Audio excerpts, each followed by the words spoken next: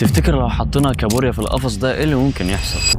الكابوريا هتحاول تخرج نفسها وان شاء الله تنجح، بس انت لو حطيت كابوريا كمان ايه اللي ممكن يحصل؟ هتلاحظ معايا ان كل ما اي واحدة فيهم هتحاول تطلع وتنجو بنفسها بره القفص، التانيين بيشدوها لتحت. كل ما تحاول تطلع برضه يشدوها لتحت علشان ما تطلعش والتانية تكون لوحدها تحت. في عبرة هنا لو عرفتها قبل ما اقولها لك تبقى فنان. طالما انت عرفت العبرة هنا، انت ليه برضه مصمم تتمسك بيهم؟ يا عم فوق يا عم، يا عم فوق يا عم، الله يسهل.